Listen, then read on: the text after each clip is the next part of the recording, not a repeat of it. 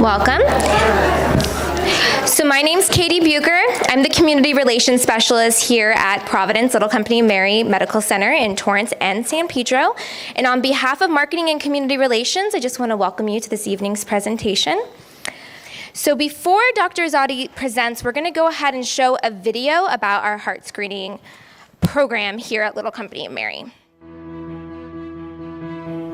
These are organic power greens. There we go. Jim and I are very active, and we love to cook together.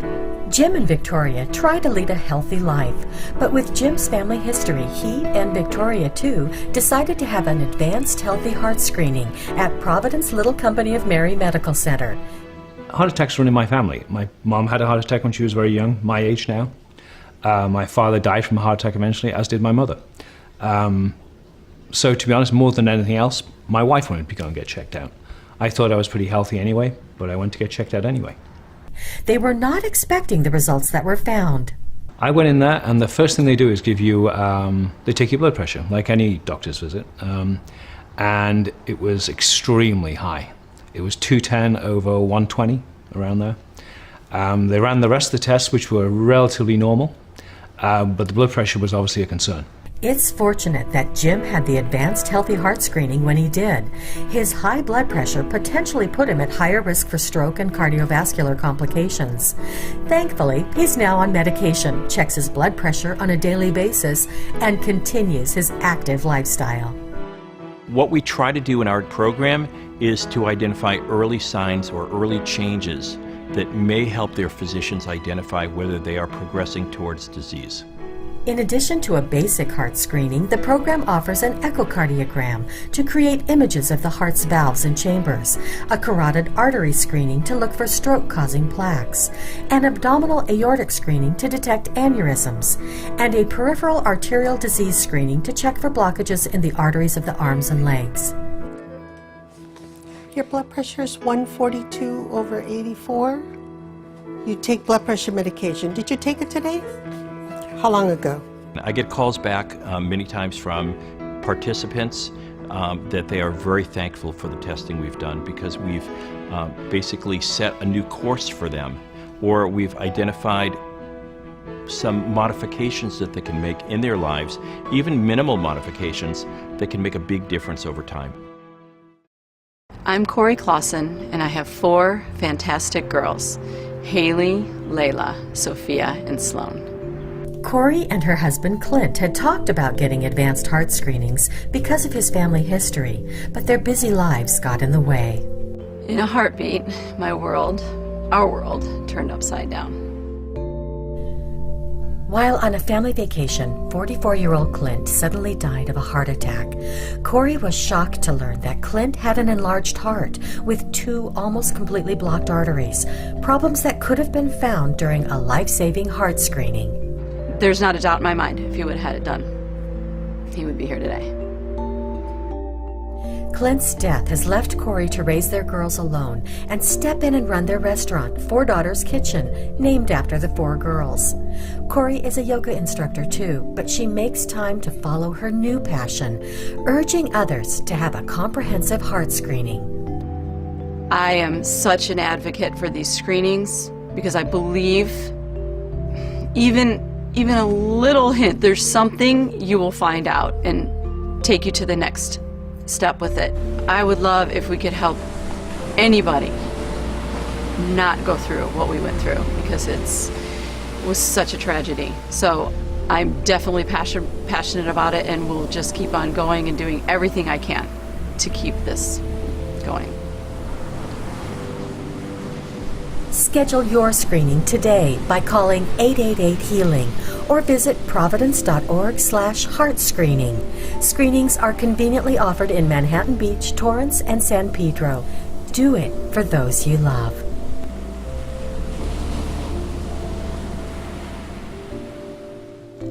So I'm going to go ahead and introduce our moderator for this evening, Carol Tsukimoto. Carol Tsukimoto has been an RN with Providence Little Company of Mary Medical Center, Torrance for 28 years. After 13 years at Daniel Freeman Memorial Hospital, she has transitioned to the cardiac cath lab and the electrophysiology lab here at Providence Little Company of Mary. For the last 14 years, Carol has been the supervisor for cardiac and pulmonary rehab. She is proud of her department, who has acquired their program certifications and is actively involved in the community events. In her free time, she enjoys going to Disneyland with her husband, as well as traveling to Hawaii and Pismo Beach with her friends and family. So please help me in welcoming Carol.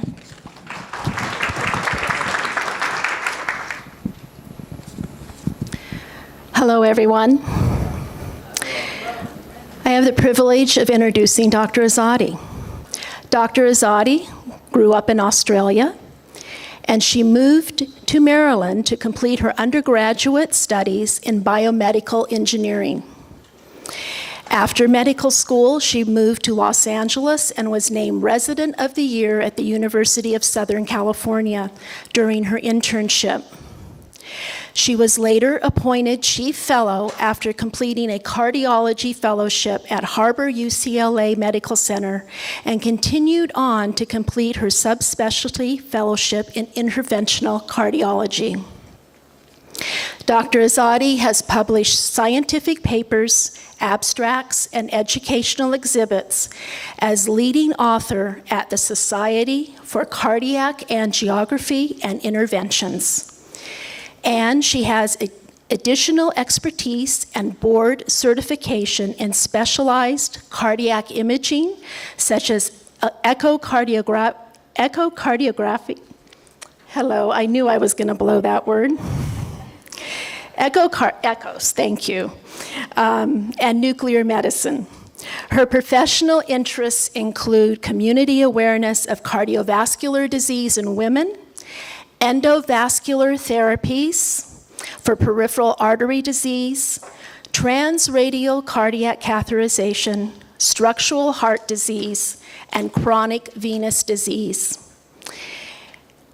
When she's not here at the hospital, her personal life, Dr. Azadi enjoys traveling, playing the piano, and spending time with her husband and son.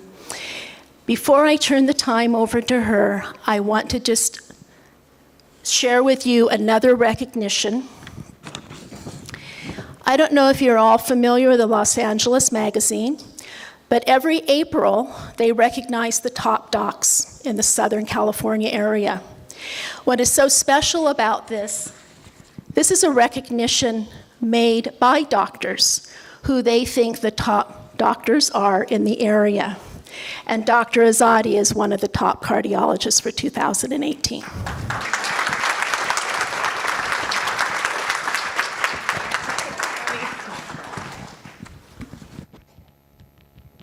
Thank you very much. Is my microphone on? Can you guys hear me? I'm going to do a brief presentation that mostly focuses on risk factors for cardiac disease in women, and then I'd like to kind of open it up for discussion and answer any questions and kind of keep this very interactive. So if you have questions, I know we're going to write them down on cards, but I'm open to just talking about or answering your questions kind of as a group. So we'll start. I wanted to talk about women's heart disease because it's important for me. And when I started working at Little Company in 2014, my first month in the office, I saw a patient and I wanted to share her story. And some of you may have heard this already. She was a young lady. She was in her early 60s, and she came to see me to establish care. And her story is that she was visiting her sister in Orange County about a few months before she came to see me, and they went out to dinner and went back to her sister's house, and she started to feel discomfort in her chest.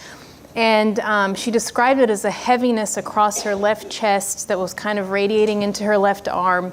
And she went upstairs into her sister's bathroom and thought, maybe if I take a shower, this sensation will go away. And she took a shower. She took a warm shower first, then she took a cold shower, and the pain just started to get worse. And she said it felt as though there's an elephant sitting on her chest, and she was very well read and knew that what was going on was she was having a heart attack. So she told her sister, she said, "Call 911, I'm having a heart attack." And the paramedics arrived. And they came upstairs and they evaluated her, and she said, "I feel as though there's an elephant sitting on my chest." And they looked at her, and she's young, She was thin. She was on no medications, no medical history whatsoever. And they told her, stop breathing so hard. You're having an anxiety attack. You're not having a heart attack. And she said, no, really, I feel like there's an elephant sitting on my chest. Please take me to the emergency room. I'm having a heart attack. And they didn't believe her. She said they didn't put her on a gurney. They made her walk out to the ambulance. They didn't turn the sirens on. They took their time getting to the emergency room. And they got to the emergency room and they did an EKG, and she was definitely having a heart attack. And she had 100% blocked artery, and the artery that goes to the back of the heart. And she was taken to the cath lab. She had a stent placed and was discharged home a few days later and did fine, but she was upset. And she came to see me because she lives in this area and wanted to establish care. And she said she'd written multiple letters to the paramedics just asking for an apology because they didn't believe her that she was having a heart attack. And that story really stuck with me because when I went into the room to see her that day, I knew that she was here because of a history of coronary disease. And I looked at her and I thought, this does not look like the typical patient who has coronary disease or has had a stent placed. But that's kind of something that we have been taught to think that coronary disease is a man's disease, and it's really not. It's the #1 killer in women, and we need to be aware of that. And that's why I'm here to raise community awareness of women's heart disease or coronary artery disease in women. Outside of coronary disease, there's a lot of other medical conditions that affect your heart, like valve disease or structural abnormalities of the heart, and we can talk about that at the end, and I kind of want to make you aware of those things as well and what symptoms to look for if you suspect heart valve disease or even heart rhythm disorders. So let's get started. So in 2013, over 300,000 women died of coronary artery disease, and it was the #1 killer of women that year and continues to be the #1 killer of women. 1 in 4 women dies of heart disease every year. The death rates in women for coronary artery disease, starting at age 45 and onwards, are higher than death rates from stroke, lung cancer, breast cancer, colon cancer, and endometrial cancer. So death rates per 100,000 persons are higher in women for coronary artery disease. At every age, more women die of heart disease than of breast cancer. The death rates in thousands, when you look at men and women over the years, if you look at men being the red line, you can see there's a decline in death rates. However, women's death rates have kind of stayed steady and are a little bit on the rise over the years. And why is that? One of the reasons is because even though we have advanced therapies, even though we have stents, even though we have better medications, we're not picking up this disease in women. So when women come to the emergency room complaining of chest pain, more women are sent home without medical therapy for coronary disease. More women are overlooked, so there's a delay in the time that they come to the emergency room with chest pain and the time they actually receive a baby aspirin or a cholesterol medication or antihypertensive medication. There's a large delay. So the cardiovascular disease deaths are actually stable and somewhat on the rise for women, although they're declining for men. In 1997, only 30% of American women surveyed were aware that heart disease was a leading cause of death. That's increased since then, but still it's only 54%, so still it's really poor. Women are less likely to receive preventative treatment or guided medical therapy. So if you have high blood pressure and you go see your primary care physician, oftentimes you won't receive medication for high blood pressure, or they won't discuss it with you. Oftentimes, if your blood pressure is 140, 150, you'll go home without being even talked to about hypertension. 38% of women report that their primary care physician has never discussed with them their heart health. And that's kind of where it starts. It starts with your primary care doctor. Your primary care doctor should talk to you about your 10-year risk of heart disease by looking at all of your risk factors, which I'll go through.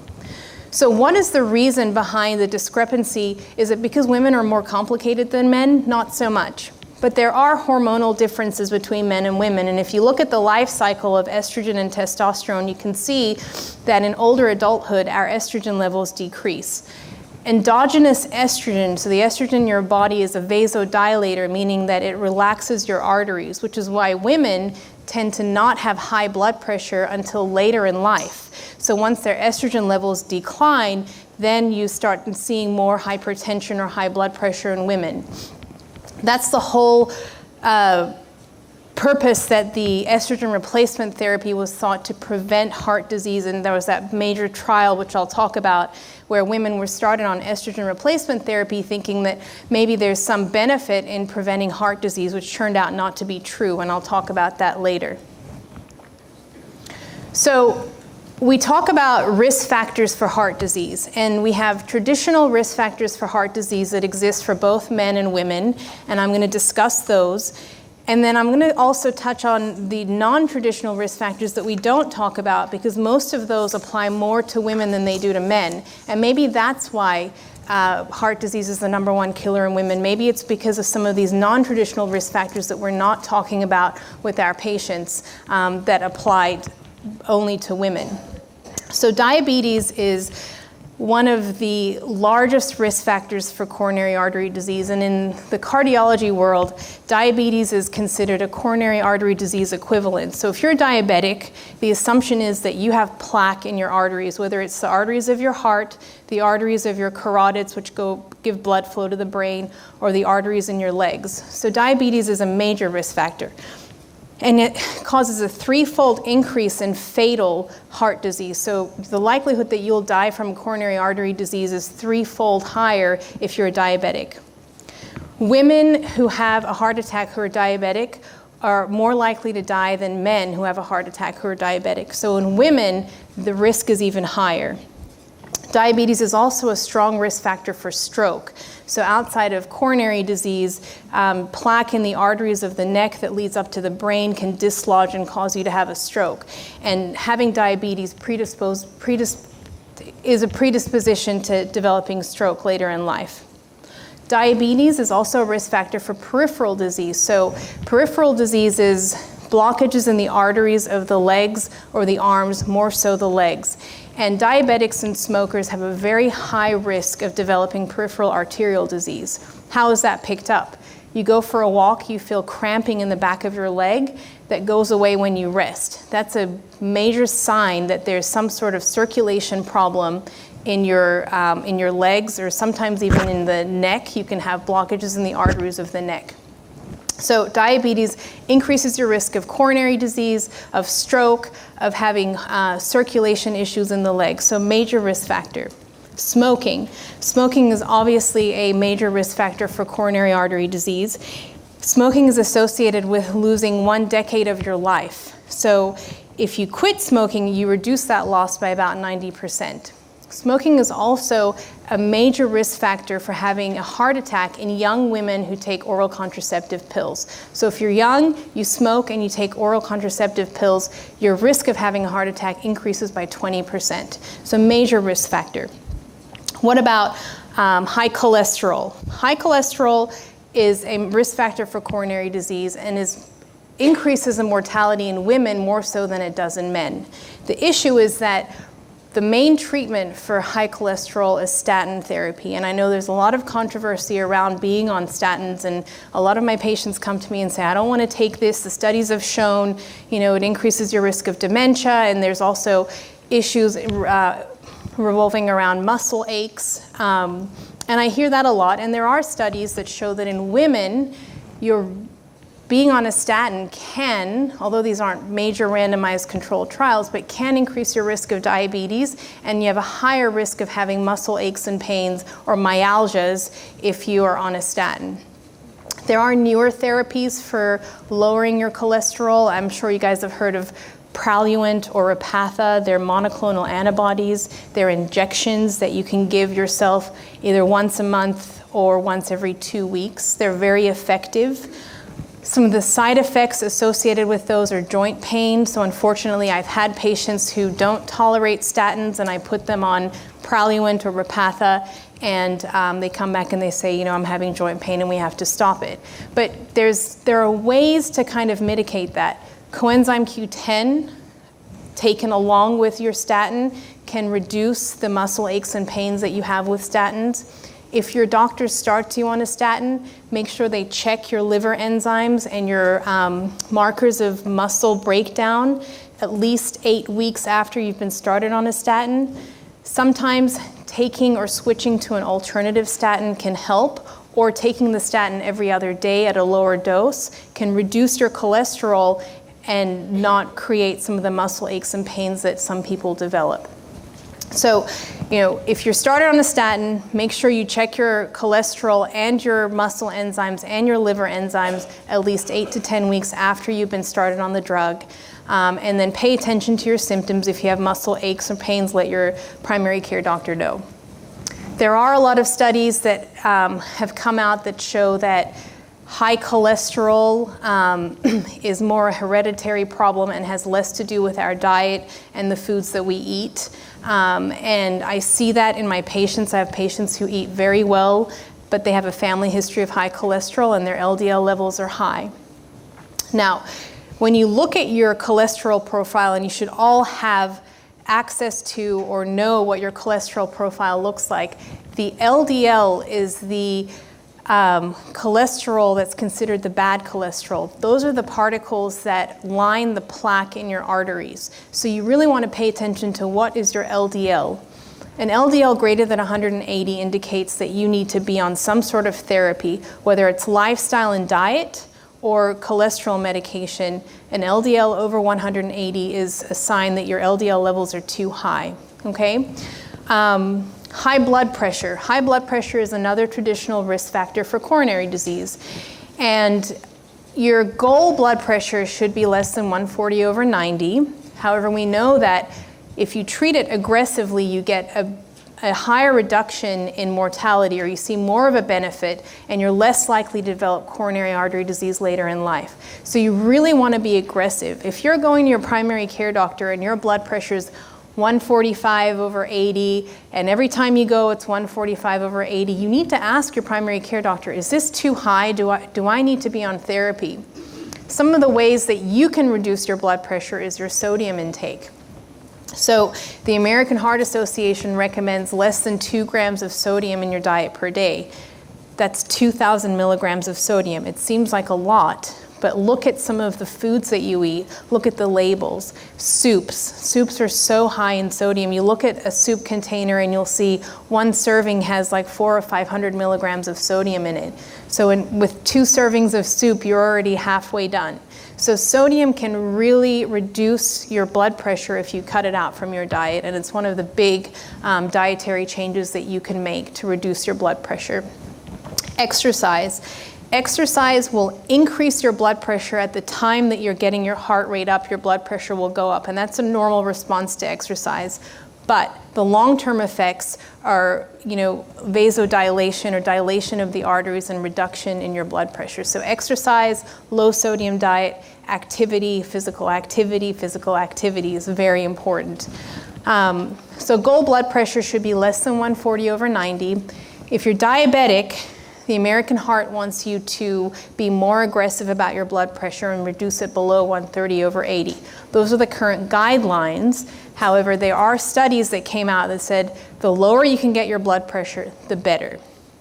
So talk to your primary care doctor, ask them if your blood pressure is at goal. A lot of my patients come to the office and they say, my blood pressure is only high when I'm in your office, okay? And so, and they really are fearful of me starting them on a pill. I swear when I'm at home, it's lower. So what I ask them to do, and one thing that you can do on your own, is keep a log of your blood pressure. How do you keep a log of your blood pressure? One thing you need to do is make sure that the 30 minutes before you check your blood pressure, you're not doing any kind of strenuous exercise, you're not arguing, and you don't have caffeine in your system. Caffeine increases your blood pressure. Smoking increases your blood pressure. So what I ask my patients to do is for 2 weeks, when they're at home, check their blood pressure once in the morning and once in the evening. 30 minutes before they check, they should be relaxed, they shouldn't be doing anything strenuous. And you keep a log, and I tell them to come back in 2 weeks and give me 28 blood pressure readings, and we'll take a look at it and we'll see if overall their blood pressure is high and if we need to start them on medication. One thing you should not do is if you check your blood pressure and it's high, check it again and again and again and keep checking it, because as you check it and you see the number is high, it's going to keep going up because you're going to get stressed out. So just check it, write it down, and move on. I would say that if you check your blood pressure at home and it's higher than 160, the top number being higher than 160, that's probably a reason to either call your primary care physician or your cardiologist or be seen within the next day, because that kind of blood pressure is high and can increase your risk of stroke or heart attack. Or if you have a high blood pressure and you have a headache or you feel dizzy or you feel discomfort, another reason to go to the emergency room and be seen, because high blood pressure can be associated with acute stroke or heart attack if it's very high. Okay, obesity and overweight. I'll talk a little bit about waist circumference and body mass index, and certainly obesity and being overweight is a risk factor for heart disease in both women and men. And then I'm going to go through the non-traditional risk factors that we've come to find have been shown to increase your future risk of heart disease. So in younger women who have a preterm delivery, hypertension during pregnancy. So if you had high blood pressure during pregnancy or preeclampsia during pregnancy, gestational diabetes, autoimmune diseases such as lupus and rheumatoid arthritis. They're inflammatory processes. So there's an association between inflammation and heart disease. What is plaque made of? So if you look at the arteries of your heart or your body and you break down the composition of plaque, plaque is made up of LDL particles, inflammatory cells, and platelet cells. So these are all the tiny little things that make up the plaque that line the arteries. So it makes sense that autoimmune diseases such as lupus and rheumatoid arthritis that have inflammatory processes contribute to your risk of developing heart disease. And this is something we don't really talk about because a lot of those diseases are more common in women. Breast cancer treatment, I'll talk about radiation therapy and chemotherapy and its risk associated with future events of cardiac or coronary events. And depression. Depression is certainly a risk factor for heart disease, and depression after a heart attack is also very common, and I'll talk a little bit about that. So we talked about smoking, we talked about your elevated LDL cholesterol, which is really important, and that's the one thing that I look at when patients come to see me. One thing that I do, and I think a lot of cardiologists do, is if you come to my office and I look at your LDL and it's elevated, but it's borderline, and you tell me, I really don't want to be on a statin, one other modality that can help is coronary calcium score. A coronary calcium score, and this is something you can ask your cardiologist or your primary care doctor, is a scan of your heart that looks at the calcium burden on your heart. And there was a major study that was done years ago that showed that a coronary calcium score of greater than 400 increases your risk of having a heart attack or having a cardiac event over the next 10 years. What the American Heart Association then did is they said that a coronary calcium score can be additive to a cholesterol panel. So I'll check my patient's coronary calcium score if their LDL is borderline. If their calcium score is high, then I will convince them to start taking medication for their cholesterol. If their calcium score comes back and zero, so the burden of calcium on their heart is zero, then I'll tell them, okay, let's try some lifestyle changes, let's try some diet changes and see if we can bring down your LDL or bring down your cholesterol, because then I'm not so concerned that they're really high risk. So it's kind of an additive in trying to help determine what your 10-year risk of heart disease is. Other blood tests that you can have done are your CRP level. A CRP is an inflammatory marker. If your CRP level is greater than 3, that's been shown to increase your risk of heart disease. Again, all of these are kind of looked at as a whole. So it's not like if your cholesterol is perfect and your CRP is high, oh my gosh, you're going to have a heart attack or you're at increased risk. We kind of put the whole picture together, but CRP level is a helpful indicator. If you have a cold and you go check your CRP level, it's going to be high. It's going to be 7 or 10 or 9 because your body's in a state of inflammation. So you have to keep that in mind. but it's an additive test that can help determine what your 10-year risk is of heart disease. We talked about hypertension, HDL, or good cholesterol. A lot of my patients have low HDL levels, and the one thing that I drive home with them is physical activity. Physical activity and exercise can increase your HDL level. Not in everyone. I have patients who work out every day and really, 5 days a week are going to the gym and they can't get their HDL levels up. But exercise does increase HDL levels in patients, and so if your HDL level is low, I really talk about how much you should be exercising. Family history of premature heart disease. So I have patients who come and tell me, my cousin this or my aunt this, but really what I'm interested in is your mother or your father having a heart attack at a young age, so first-degree relative in your family who's male, who had a heart event at age less than 55, or a female first-degree relative who had a heart event at age less than 65. Family history is a major risk factor for heart disease.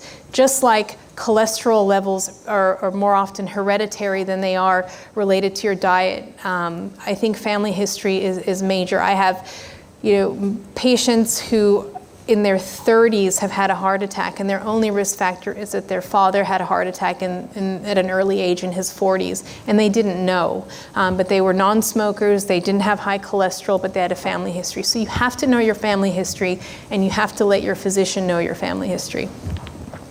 Age. So heart disease begins at an early age in men and women, starting in around 45 for men, around 55 for women. We used to think that heart disease was more prevalent in postmenopausal women, but if you look at all the things that I've talked about, including the non-traditional risk factors, I think heart disease starts at a much younger age and progresses over time. So I kind of emphasize diabetes being a coronary artery disease equivalent. Your 10-year risk of having a heart event if you're diabetic is 20%. That's very high. There's a high mortality or high risk of dying if you have established heart disease and you're diabetic. Diabetes causes calcification of the arteries. So if you have blockages in the arteries of your heart and you're diabetic, it's oftentimes much more difficult for us to put stents in those arteries. A lot of times the arteries are narrow all the way from top to bottom. So diabetes is a major risk factor and increases your mortality if you are diagnosed with coronary disease. Okay, what about obesity? So obesity, what we look at is your body mass index, and we look at your waist circumference. And in these heart screenings that you kind of heard about, you get all of this information. You look at your waist circumference greater than 35 inches, and your body mass index greater than 25. So what about physical activity? What I usually tell my patients is you should be working out for 30 minutes a day, 4 to 5 days a week. What American Heart recommends is 150 minutes per week of moderate exercise. Moderate exercise is walking at a slight incline. That would be the definition of moderate exercise. Vigorous exercise is jogging, and they recommend 75 minutes a week of vigorous exercise. You should be able to get to a target heart rate, and I'll talk a little bit about that. So I have a lot of patients who say, I exercise, I walk my dog every day around the block, and that's what they think is their amount of exercise. But the goal is to increase your heart rate. So what is your target heart rate, and what should you be getting your heart rate at? Your target heart rate is 85% of your maximum heart rate. What is your maximum heart rate? Your maximum heart rate is 220 minus your age, okay? Some people are on medications that lower their heart rate, so this doesn't apply to them. But in someone who's not on a heart rate lowering medication, your target heart rate is 85% of your max, and your max heart rate is 220 minus your age. You should be able to reach your target heart rate every time you exercise. So if you're going for a walk 30 minutes a day, you should be able to hit your target heart rate and maintain it for several minutes and then cool down. That should kind of be your goal. If you're just going for a walk and your heart rate's sticking around the 80s to 90s and you're not really getting that heart rate up, you're not really doing cardiovascular exercise. You're not really benefiting your heart in any way. So when they talk about physical activity, you want to remember that you want to get your heart rate up. And you'll know when you hit your target heart rate, you'll be working up a sweat. I mean, you will feel it. So some of my patients, don't know how, what it's like to get to that target heart rate. So I'll put them on the treadmill in my office. I'll get their heart rate up to the target, and I'll say, this is how you're supposed to feel when you're exercising. And that's what we do when we do a stress test. We increase your heart rate and we see how you feel. Do you have chest pain? Do you have EKG changes? That's what a stress test is. So you really want to stress your heart or get that heart rate up when you're exercising. Okay, so this applies more, these are more the non-traditional risk factors. So preterm delivery. Why is preterm delivery a risk factor for heart disease later in life? Because the mechanism of preterm delivery is associated with inflammation, infection, and vascular disease, so vasomotor dysfunction of the arteries.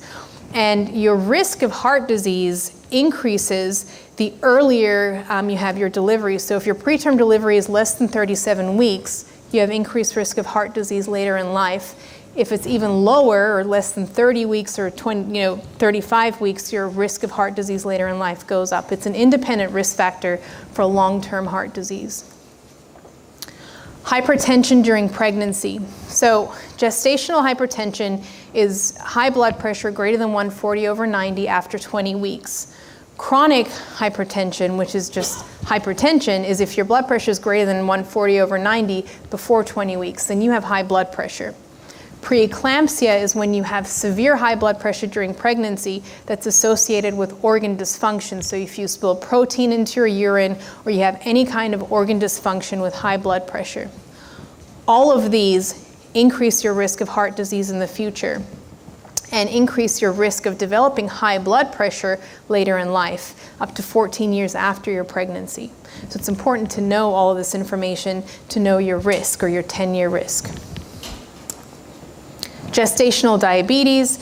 Diabetes within the first trimester is considered type 2 diabetes, so that is not gestational diabetes. Newly diagnosed diabetes beyond the first trimester is gestational diabetes, and that increases your risk of developing type 2 diabetes later in life 7-fold. So it's a major risk factor.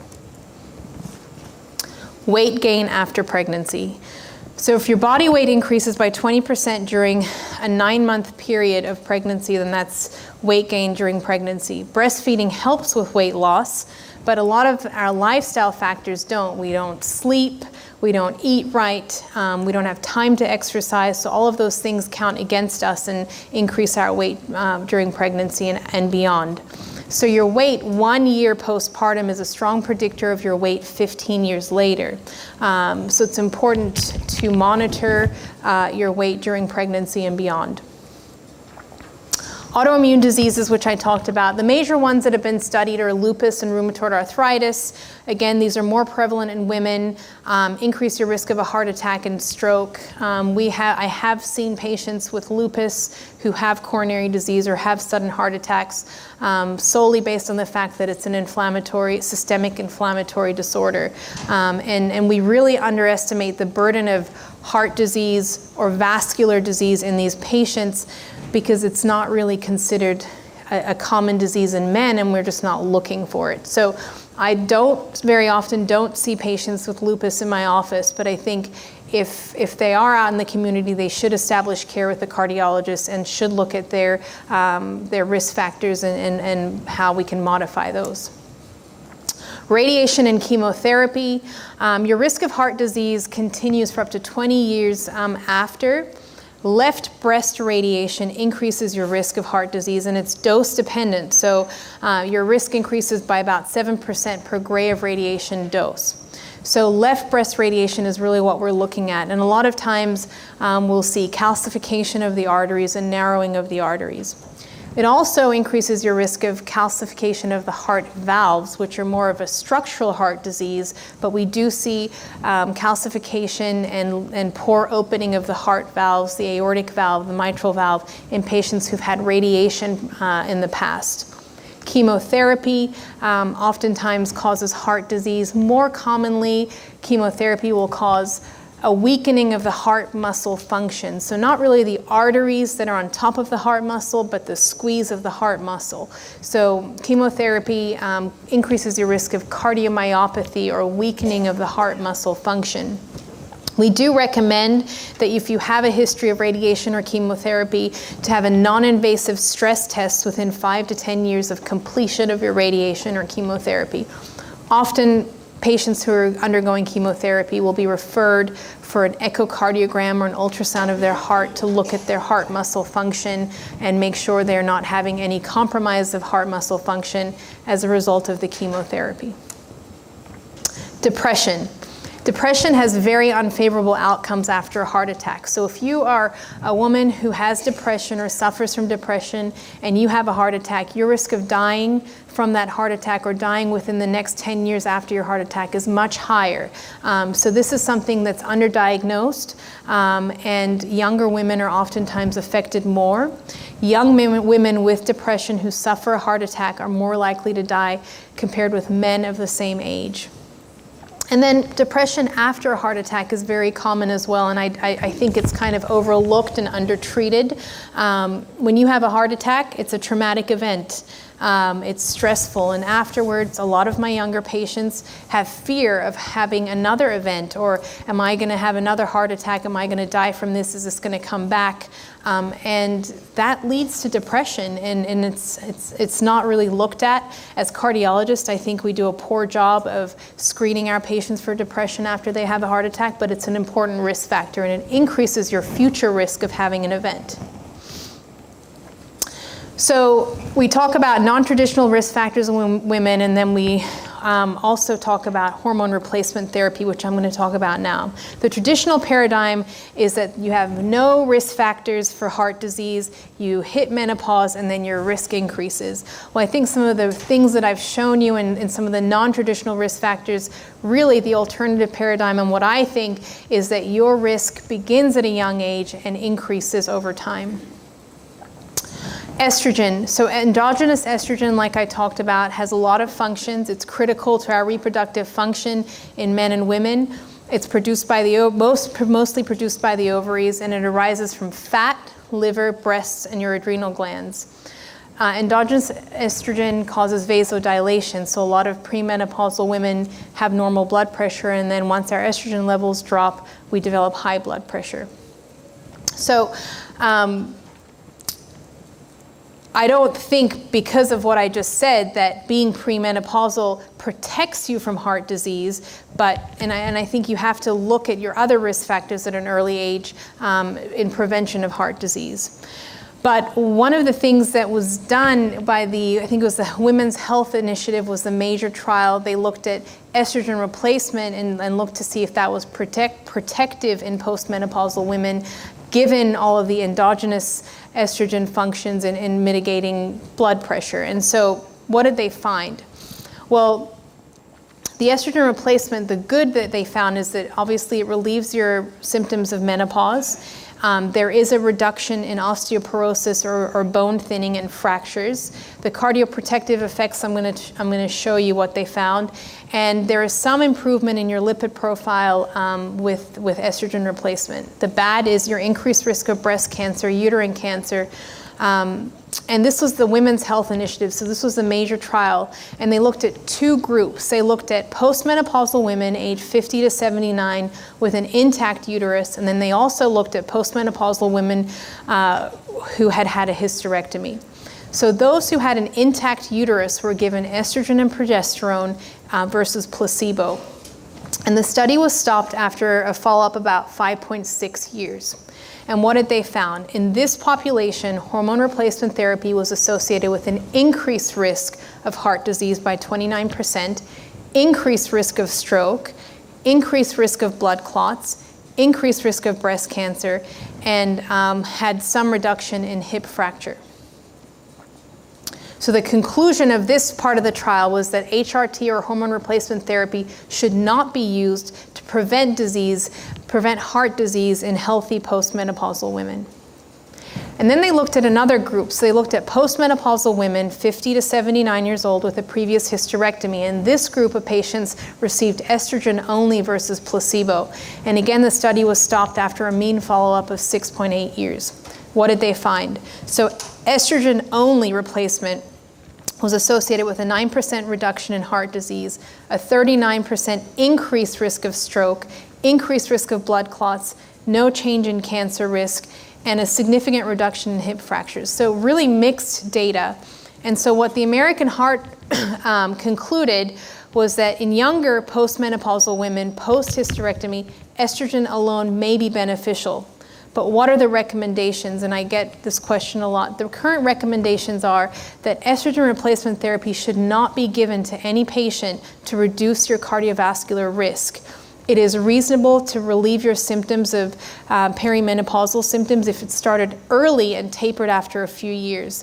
Transdermally, it's safer and less likely to increase your risk of blood clots. And that's what we tell patients. So you should not be taking hormone replacement therapy to prevent your risk of stroke or heart disease. The data was not beneficial at all in that respect. So know your risk factors, and I think I went through all of them. And you should talk to your primary care doctor. Every patient, every one of you in here should know what your 10-year risk of heart disease is based on all of the risk factors that I discussed. Look at each one with your primary care doctor. Know your lipid profile. Know your blood pressure. Monitor your blood pressure at home. Reduce your sodium intake if your blood pressure is high. Exercise, exercise, exercise. Physical activity is very important. And people have joint pain, knee pain, arthritis, but all I'm asking you to do is walk at an incline 30 minutes a day, 4 to 5 days a week.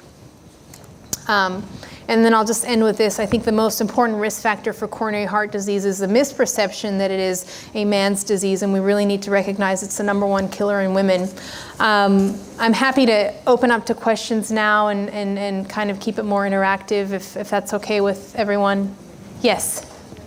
My HDL is 100, and I'm very blessed with that. Fantastic. My LDL is 100 as well. Okay. So the cholesterol is 200. It's excellent. But the LDL is 100. So when you get your blood test and you get your fasting lipid profile, right next to all of your numbers, there is a little scale that tells you what it should be. You should not look at that because your LDL goal is specific to you, okay? If you have high blood pressure, if you're diabetic, and if you are a smoker, then your LDL should be less than 100, okay? If you're otherwise healthy, no high blood pressure, you're a non-smoker, your HDL is high, all of those things, then your LDL goal is actually going to be probably less than 160, so your LDL is at goal. So you need to know what your LDL goal is specific to you, and your primary care doctor or your cardiologist should be able to tell you that.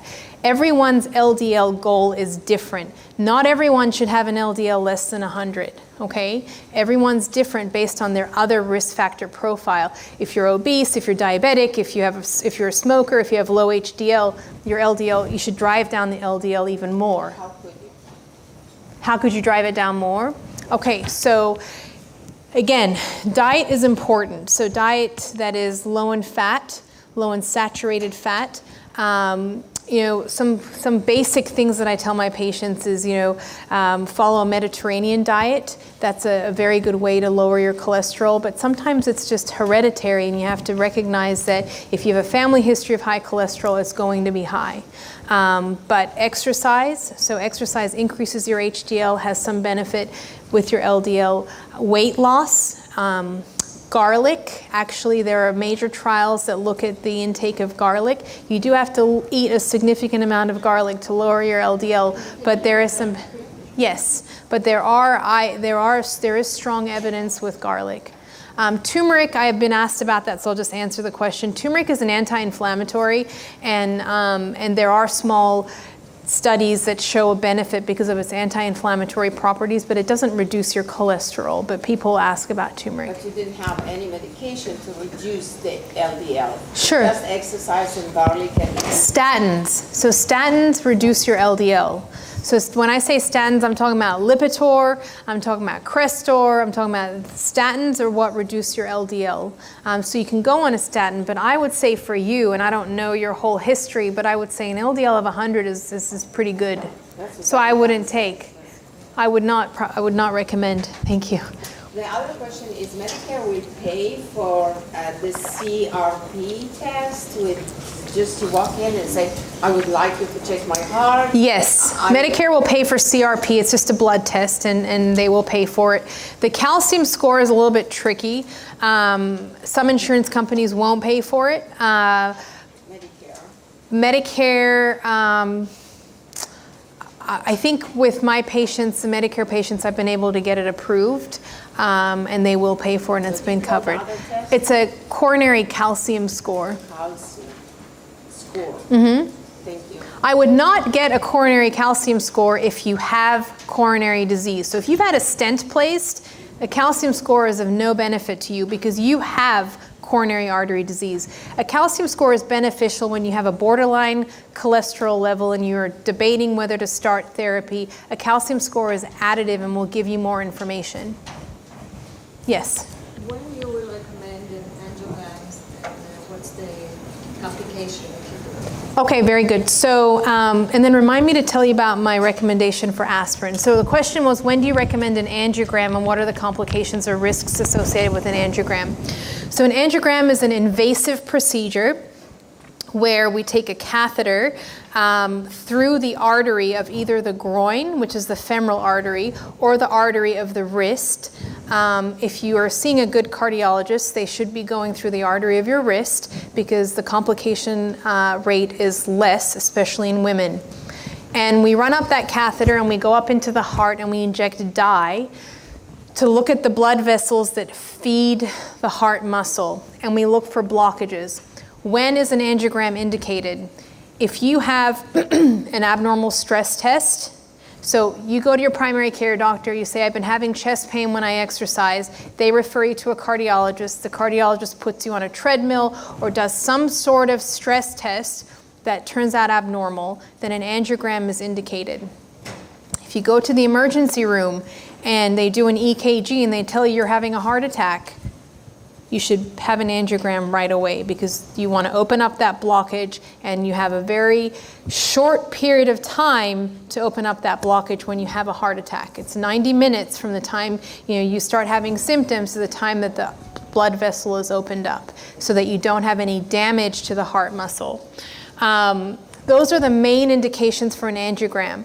I'll see patients and they'll tell me, I have this crushing chest pain when I'm golfing or when I'm doing this, and it goes away when I rest. Sometimes I'll bypass the stress test because my suspicion that they have a blockage is so high that I will go ahead straight to the angiogram. So it really depends on your symptoms, but it's indicated for patients who have chest pain, who have an abnormal stress test, who have a heart attack. So risks associated, an angiogram is a very low risk procedure. The likelihood of anything major happening is very low. We do everything under x-ray, so as we're running up catheters, we're looking on the screen where our catheter and our wire is going. Risks include injuring any of the blood vessels. Remember that we have a catheter that's running through your arteries. If you have plaque anywhere and you dislodge that plaque and it goes up into your brain, there's a risk of stroke. It's a very, very low risk, but it's there. Infection risk is very low. We do these procedures in a sterile environment. So it is a low-risk procedure. It's pretty non-invasive in the sense that we're just going through an artery in the wrist. And then obviously complications with the groin. You can bleed, so bleeding is a risk factor. But again, all of these are low risk. Yes? About 3 weeks ago, I started having chest pain. Of course, you say indigestion, but then my arm started to hurt. Then I started to really sweat. And my daughter said, I'm coming to take you to the doctor. Okay. So I went to urgent care, and they did all these tests, and they said the walls of my chest were swollen. Okay. And it wasn't a heart attack. So now on the 20th, I'm going to have that That word that you couldn't pronounce. Oh, echocardiogram. Yeah. Okay. Yeah. In 2 weeks' time to see what's going on. So the walls of the chest being swollen is probably what they're referring to as pericarditis. So that's kind of an inflammatory process or of the chest wall or the sac of the heart. That's usually diagnosed if you have chest pain and they do blood tests and an EKG and everything comes out normal. Oftentimes the go-to diagnosis will be pericarditis or inflammation, and they'll give you an anti-inflammatory and send you home. I think you should have a stress test. Because probably in urgent care they didn't do a stress test because that's not what they're equipped to do. But given the way you describe your symptoms, I would definitely have a stress test. Okay. Yes.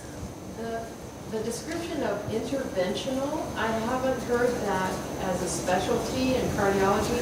Could you describe what all of that is? It just preemptive or? So interventional cardiology is a subspecialty of cardiology that refers to doing procedures for the heart. So interventional cardiology means that the cardiologist that you're seeing will put in stents, do angiograms, do valve replacements. So it just means invasive, really, an invasive specialty of cardiology. So when you go see a cardiologist, if they're a general cardiologist and you have an abnormal stress test, they oftentimes will refer you to an interventional cardiologist to do the procedure. So it's just a procedural specialty. I'm going to answer these questions really quick. One of the questions is, what's the blood pressure? What's the blood pressure is always high on the bottom. So when you look at your blood pressure, there's two numbers. There's a systolic blood pressure and a diastolic blood pressure. The systolic blood pressure is more important in terms of your risk of heart disease, stroke, heart attacks.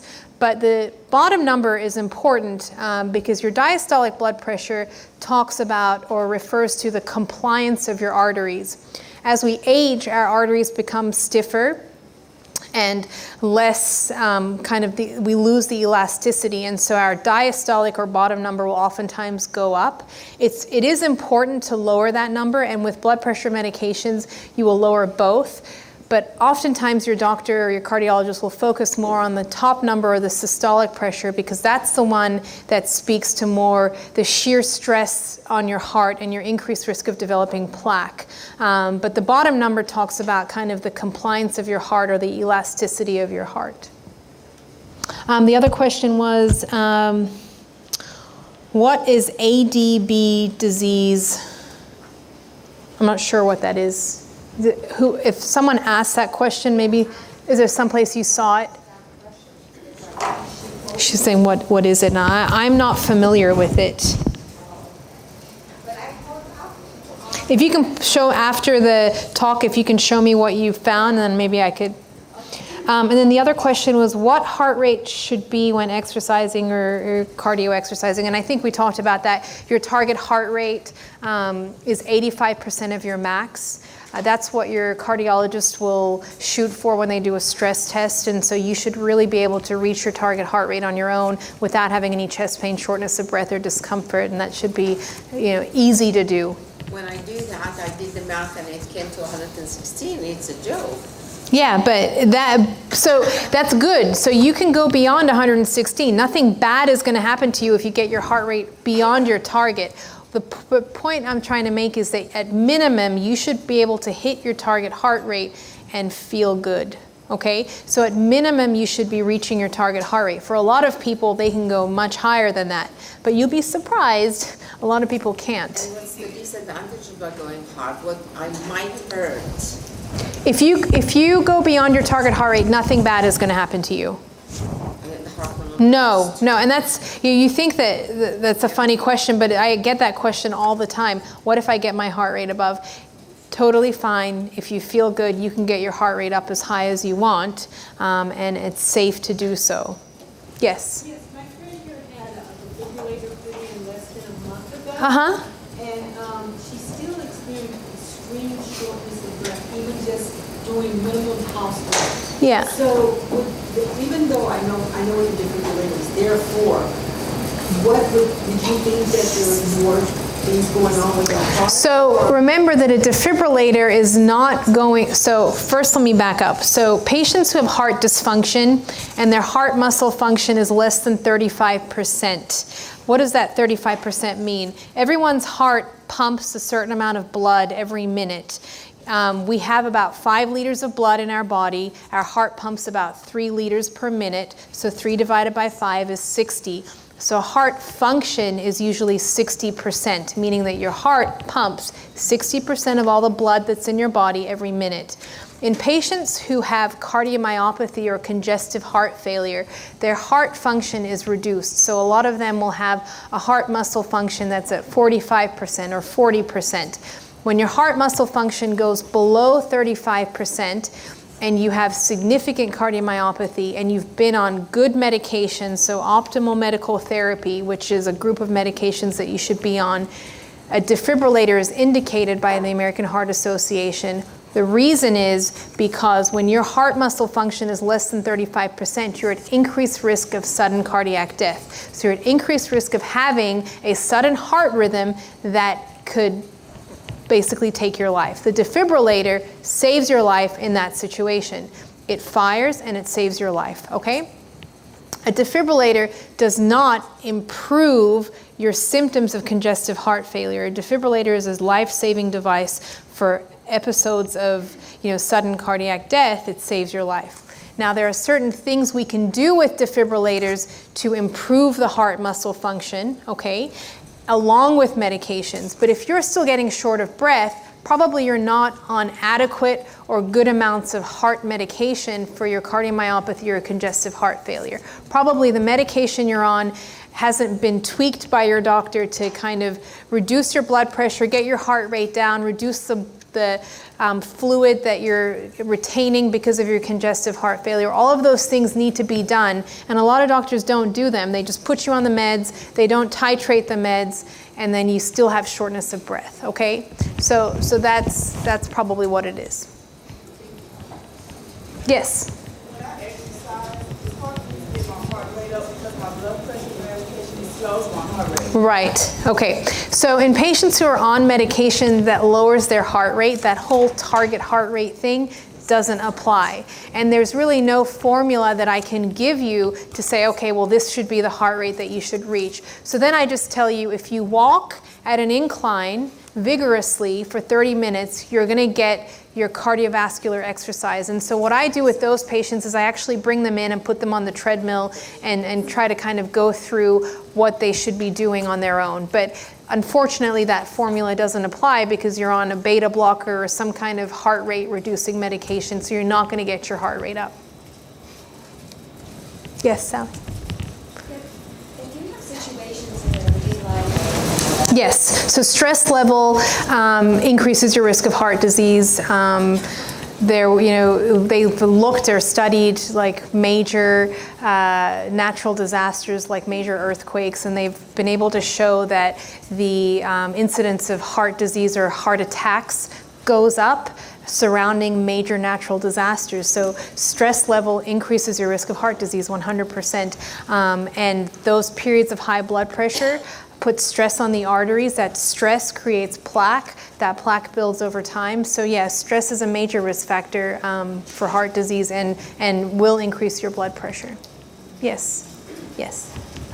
One thing I wanted to ask about, if you're on BP medication, does it matter if you take it in the evening or in the morning? So it depends on the medication, and a lot of your medications will tell you when the best time of day to take it. So most medications are released over a 24-hour period, and so as long as you take it the same time every day, you're going to get the benefit. But some people notice their blood pressure is higher in the morning, so will take their blood pressure meds in the evening and have a better blood pressure in the morning and throughout the day. So to answer your question, it's medication dependent. So you have to look at the medications you're on and see if they're 24-hour, 12-hour.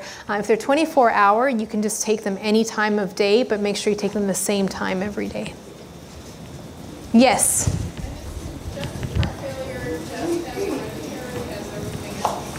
So congestive heart failure is actually a symptom that results from cardiomyopathy. So cardiomyopathy is the disease process, and there's multiple different causes of cardiomyopathy. Some can be hereditary. Cardiomyopathy, the most common cause is coronary disease. So you had a heart attack, and there was a delay from the time you had chest pain to the time they opened up the blood vessel, the heart muscle scarred, and then your heart muscle function declined. So you have cardiomyopathy as a result of coronary disease. Once you have cardiomyopathy, you're put on medications, and a lot of times, dietary indiscretion, so you eat a high salty food, like you go out to dinner, the next day your legs are swollen and you're like, oh my gosh, why are my legs or my ankles swollen? Well, probably because you have some congestive heart failure or volume overload or fluid retention, because your heart can't pump as well. You've had this salty meal and you've retained fluid. And then you have congestive heart failure. But the congestive heart failure itself is kind of a syndrome or a symptom related to cardiomyopathy. And certain cardiomyopathies can be hereditary. Certain cardiomyopathies can be viral. So you get a virus, it seeds into your heart muscle, you develop a cardiomyopathy. The best way to look for cardiomyopathy and congestive heart failure is an echocardiogram. So when you get an ultrasound of your heart, it looks at the squeeze of your heart muscle and can tell your doctor if your heart muscle function is reduced or if you have cardiomyopathy. But the most common presentation is swelling in the legs, shortness of breath when you go up a flight of stairs. Those are the things to look out for. Inability to sleep at night because you can't lay flat because you get short of breath when you lay flat. And then when you sit up, you feel better. That all relates to congestive heart failure, but why you have that can be determined by an echocardiogram. Yes? If you have increased LDL, but you also have a very high HDL, is that reason for concern? No, so your HDL is protective, and that's been shown. And then your LDL still matters. It just depends on how high it is. So again, it's individual based. And so I'd have to know your specific risk factors and what's your LDL, and then I could tell you what your goal should be and where you should be in terms of the LDL. But the HDL does have protective properties. So if your HDL is 100, that's great. That's very protective. Yes. Sorry. Ask your primary doctor to do a stress test. You don't have fear, but you're trying to be preventative. So primary care doctors won't do stress tests. Usually it's done by a cardiologist, but you can ask for a referral to a cardiologist. I usually start with a basic treadmill stress test. If you don't have any risk factors, so you don't have high blood pressure, you're not diabetic, you have no family history, you're not a smoker, you're active, a stress test is really not going to give you that much more information, okay? So stress tests are designed for patients who have risk factors or have symptoms to try to figure out where those symptoms are coming from. So American Heart will say if you have no risk factors and you're very active, a stress test is not going to be beneficial and can sometimes give you a false positive. So you'll see an EKG abnormality on the stress test and you'll all freak out and say, oh my gosh, I think something's going on. But really the overall picture is, healthy individual who exercises every day, has good blood pressure, has good cholesterol, doesn't smoke, is normal weight. The likelihood of you having coronary disease, very unlikely. So I wouldn't do a treadmill on a patient who doesn't fit that profile of being higher risk, okay? But diabetic patients, I get suspicious because a lot of diabetic patients, not to say all of them, but a lot of them are inactive, and so I don't really know whether they have chest pain or not because they're not walking or exercising, and so I will put them on the treadmill to see if I can elicit symptoms or see if there's any changes because there's such a high-risk population. Does that help? Yeah. Okay. Yes? I had read that one of the symptoms for women having heart attack could be something similar to indigestion. How can you really tell the difference and how long it can be? So great question. So women usually present a little differently than men. You should know that the most common presentation of a heart attack in both men and women is left-sided chest pressure, okay? That's the most common presentation. But women can sometimes present differently, and indigestion is certainly a symptom. How do you know if it's heartburn or not? Well, one thing I would say is you want to rule out the most dangerous thing, right? So if you are at home and you develop indigestion or chest burning that's sudden, you've never had heartburn before, it's not associated with any particular food that you ate, you should be concerned, and you should seek out your primary care doctor and say, you know, I've been having episodes of heartburn. Could this be a coronary disease issue, or could this be my anginal equivalent or the equivalent of having heart disease? A lot of women present with abdominal pain. Nausea is very common, arm pain. I had one young lady in her 60s who just had this jaw pain, nothing else. And I put her on the treadmill and same thing, just felt this heaviness in her jaw, and she had coronary disease. So I think what you should focus on is paying attention to how you feel relative to how you usually feel. Is there a change in how you feel? A lot of women, the few weeks before they have a heart attack, feel an unusual sense of fatigue, or they'll look back and they'll say, you know, I was feeling tired for several weeks, and then they have a heart attack. And so pay attention to how you feel. Stay active so you have something to compare it to. I used to walk 2 miles a day, and now when I walk half a mile, I'm winded. Why am I winded? Or now when I walk half a mile, I feel this funny feeling in my chest. It's not necessarily pressure. It could be sharp. It could be abdominal pain. It could be nausea. So you have something to compare it to. But indigestion can certainly be a presentation for heart disease, so you shouldn't ignore it. Yes, it can. Absolutely. You can have cholecystitis or gallbladder inflammation, and it radiates to your chest and can be confused with having a heart attack. But there's easy ways to rule that out. There's blood tests that we can check your heart enzymes and EKG in that particular situation. Yes? I don't have a blood pressure machine. I don't know what to buy. Okay. I don't know how to use it. So The market is probably full. the one that our office recommends, it's pretty accurate, is the Omron, O-M-R-O-N. I don't get any benefit from you guys buying the Omron, but O-M-R-O-N. And you can buy it at CVS. It's pretty self-explanatory. I mean, you put it on your arm and then you push a button and it checks your blood pressure. You don't need a stethoscope or anything. And where do you read it? Oh, there's a digital screen that'll give you a... And what number should I be at? So your goal is less than 140 over 90. Less than 140 over 90? Yeah, it'll come with, I'm sure the packaging comes with a goal and where you should be and all that, so. Yes. Oh, more questions up here. Okay.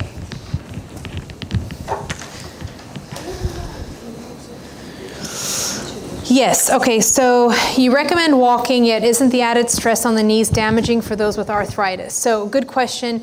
So in that situation, I have a lot of patients who can't walk. I recommend swimming or aquatic exercise, so going in the pool is much less stress on your joints, and you can very easily get your heart rate up with like aerobic exercise in the pool or swimming, and that's absolutely fine. So it doesn't have to be walking. I apologize if I gave that impression. It can be any form of exercise that gets your heart rate up, and swimming is an excellent form of cardio exercise. Cycling is also great. Cycling is also an excellent form of exercise. Okay.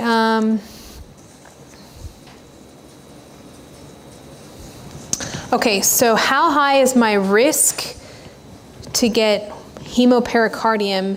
My brother passed away when he was 50 years old. Sorry to hear that. Hemopericardium, so the heart muscle anatomically sits in a sac called the pericardial sac, and part of the reason for that is to protect the heart, and within that sac there's a small amount of fluid, like maybe 5 mLs of just clear fluid that kind of lubricates the heart, but sometimes people can get fluid around the heart, and hemopericardium is blood that accumulates around the heart sac. For many reasons, you do not want accumulation of fluid around your heart sac. One main reason is that it can be life-threatening because it can compress the heart, and when it compresses the heart, your heart can't fill and pump. And you can have what's called cardiac tamponade, where the heart is being compressed by fluid that's around it, and you can collapse, or it can cause sudden cardiac death. Hemopericardium is blood around the heart sac. Why would someone develop blood around the heart sac?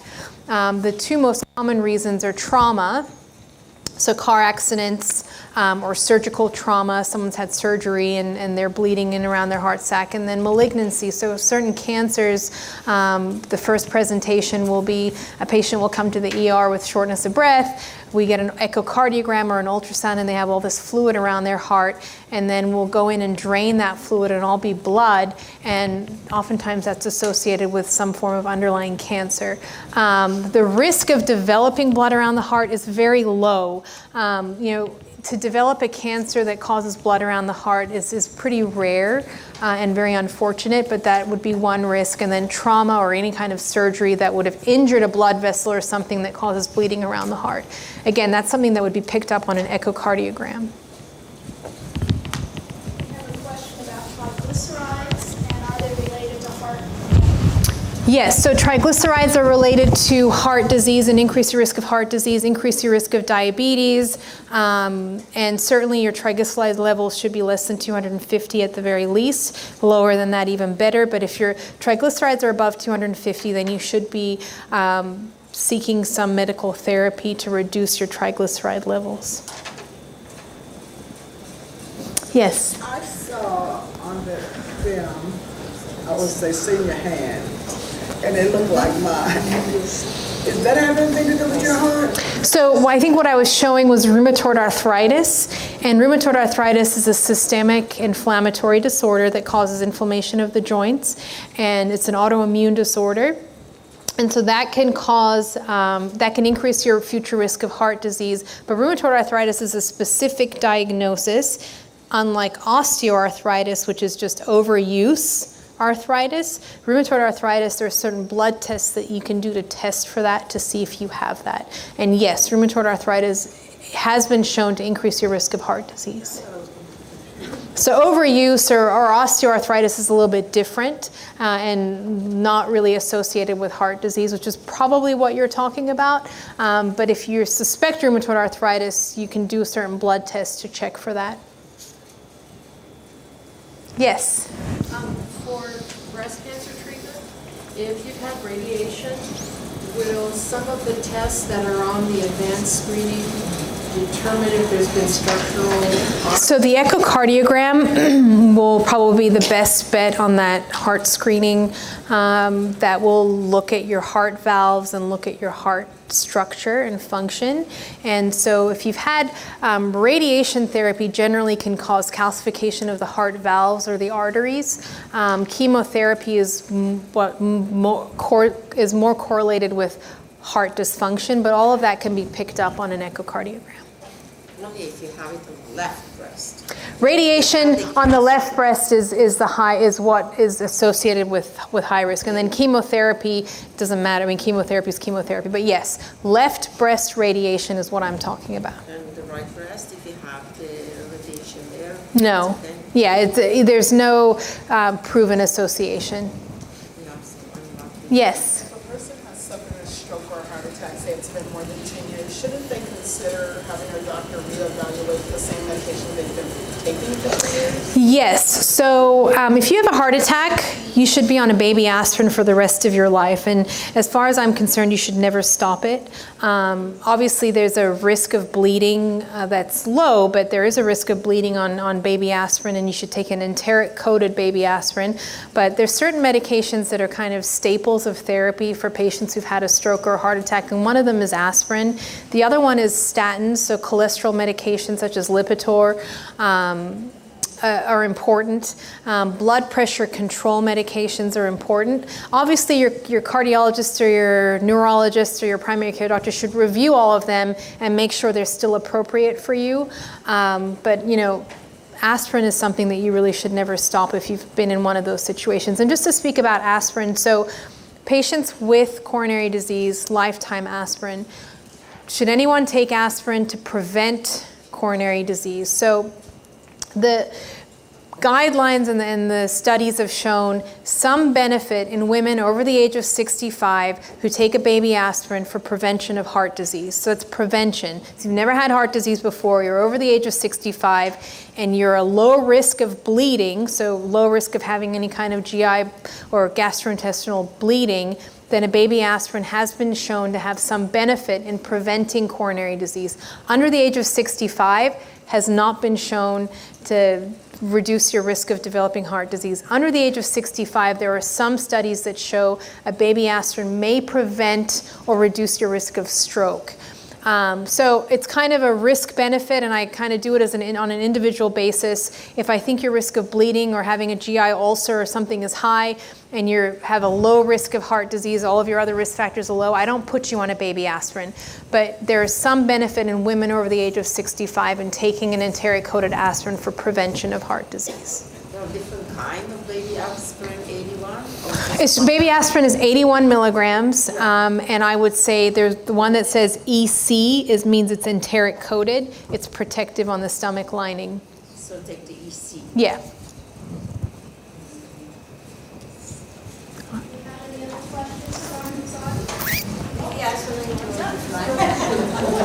Say what? When we fly, I fly very low. So baby aspirin when you fly, I assume you're thinking about blood clots. There's no benefit, okay? No. When you fly, you should wear compression socks. When you're on a long flight or a long car ride, you should take breaks, move, get your circulation going. But there's no proven study that says taking a baby aspirin when you fly is going to prevent you from having a blood clot. Yeah, I know.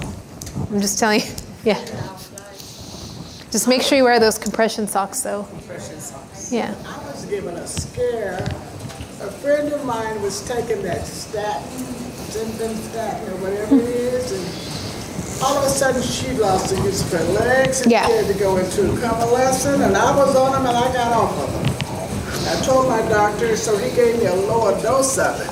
So if you're on a statin, your physician should be checking, when you first start taking a statin, within the first couple of months, they should check your liver enzymes and your inflammatory markers to make sure there's no muscle breakdown, okay? You should be aware if you're having any muscle symptoms or pain in your thighs or legs or things like that, and they should check those. Yearly, you should have that checked as well to prevent something so sudden like that. But you know, when you check those blood tests, you should be able to tell if you're having any muscle breakdown. Yes. Okay. So stroke is interesting because there's different mechanisms of a stroke.